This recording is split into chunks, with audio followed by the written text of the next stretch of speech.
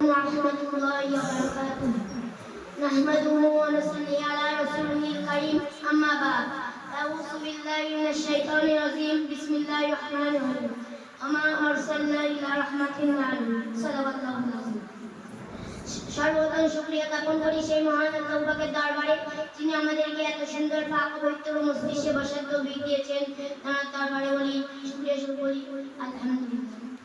তারপর পরে জানাই যে নবীকে সৃষ্টি না করিলে আমি আপনি গাছপালা পশু পাখি এমনকি মাকলুকাত কিছু সৃষ্টি হতো না। দরবারে বলি শুকরিয়া বলি সাল্লাল্লাহু আলাইহি ওয়াসাল্লাম। ততক্ষণ আজ থেকে প্রায় 1500 বছর পূর্বে এই ধরনকে অত্যাচার অবিচার শিরিক বিদআত ফিতনা ফাসাদের গোটা পৃথিবীটা অন্ধকারের মধ্যে ছিল। ঠিক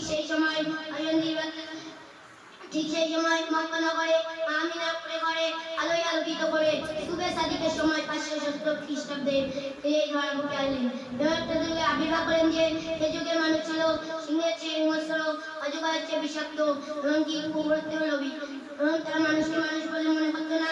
নারী জাতির ছিল না কোনো মর্যাদা, ফুলের নাই ভোট করে নয়নের মণি পরিজার টুকরাকে জীবন্ত না দাপন করতো কি ভোরের অন্ধকারে সে কি অমানুষ অত্যাচার অবিচার। ঠিক সেই সময়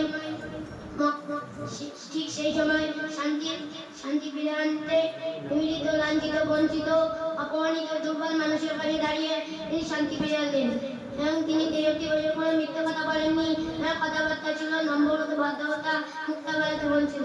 তাই তো মক্কার বেদিন বেঈমানেরা এক বাক্যে স্বীকার করেছিল মুহাম্মদই জনপ্রিয় নেতা, অবধি দিয়েছিল মমতার সত্যবাদী। সুতরাং আমরা যদি নবীর আদর্শে হতে পারি আল্লাহ পাক আমাদের নবীর আদর্শে তৌফিক দিন। আমিন সুম্মা আমিন।